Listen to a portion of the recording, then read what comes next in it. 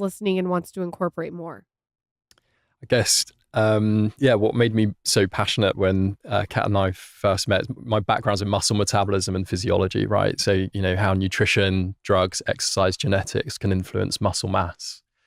And a big part of my work at Harvard was on thinking about how to prevent age-related muscle loss, right? Or disease-related muscle loss. And this involves physical activity, and it also involves nutrition. And so my interest in protein resides on that nutrition part where, the RDA for, protein is pretty low, zero point 0.8 grams per kilogram body weight. And for people that are looking to maintain muscle mass or improve their quality of life, improve health span, knowing that there is a resistance as you get older to the protein, and there's insulin resistance also that comes into play, that this becomes a tool as part of maintenance of your musculoskeletal system.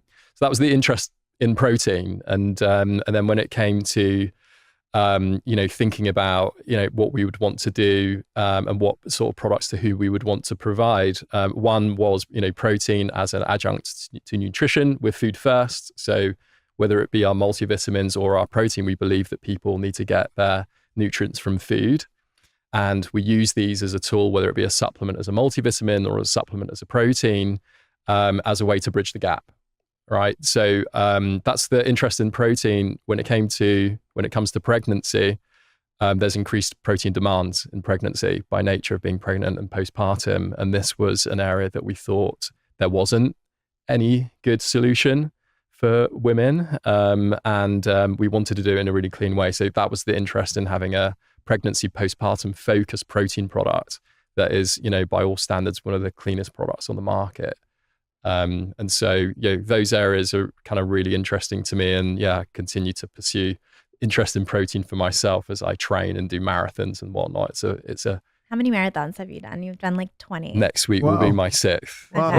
Good for you. We've, on this show, we've covered with, many people, guys like yourself, very credentialed doctors and, thought leaders around the topic of protein. And the general consensus is most individuals are not getting enough protein. Right. A niche here, I think, like what we could dive into is, you mentioned plant-based. You obviously know Lauren and I are animal-based. We actually don't care either way, but I wonder if you've distinguished or thought about the differences between somebody that's on an animal-based diet and a plant-based, and how each could still get efficient amounts of protein to sustain their muscle and protect themselves from a longevity perspective.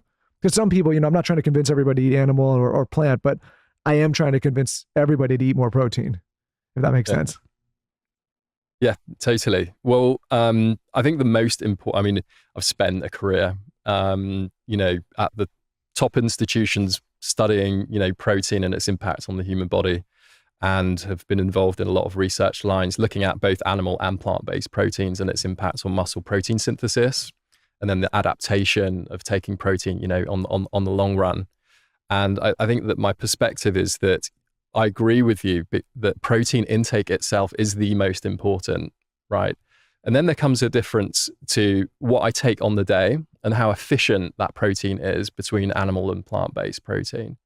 I think the more that we've learned, and some recent research indicates that plant-based proteins can be just as effective as animal if you ensure that it has the amino acid distribution to match. So not all plant proteins are created equal. No, there's absolutely suboptimal protein types that are plant-based, and there's more optimal, more close to animal proteins. You can side by side, test them. We favored the pea protein because of its amino acid distribution, and we use methionine to ensure that, from an amino acid profile, that it stacks up to animal protein. And then, in terms of a muscle protein synthesis response, by all intensive purposes, pretty equal. So I think this is really interesting. I think that, there's a place for animal protein. It's highly, highly efficient, right? It's the most highly efficient with regard to absorption, but also in terms of stimulating protein synthesis response. But the capability of a plant-based protein to do that without some of the, gastrointestinal discomfort that some people experience, or lactose intolerance that other, people experience. And then for those that are kind of environmentally conscious and sustainability focused, this becomes a more attractive option to some. Yeah, no, and the reason I bring it up is because, like I said, I think like we share our experiences, and obviously it's more animal based, but I think I imagine some of our listeners and viewers would get frustrated, it's like, if they are plant based, and I think that my thing is like, make sure you have an option with the proper amino profile so that you can at least get the proper protein, because what you don't want is a bunch of people running around not getting protein, running around hungry, not being able to sustain muscle, all of those things. Amino acids are really so important, huh? I think we've had so many smart people on this podcast talk about the importance of amino acids, but I think it needs better PR. Yeah. It has a PR problem, huh? It has a PR problem. Well, I just think people get overwhelmed with wait, first I need more protein. And they're like, what? A protein with amino? And they're like, what the hell does that mean? And it's just people are just kind of like, I'm giving up. But a lot of people also go plant-based. Like I was plant-based for, I'm plant-based, and I was started like 15 years ago. And I would say like I was gaining weight. I was hungry all the time. And I was like, what is going on? And then I think when I started like understanding the amino acid situation, and I started to understand that like, oh, I can't just eat beans, or I can't just eat rice. Like you actually, to be plant-based and to feel satiated and to start like feeling, if you're working out every day and you're not seeing any muscle definition, like something is wrong. And so what I learned was like, you do have to mix different types of food groups to achieve that, or you have to incorporate complete amino acid protein in your diet. And then I like for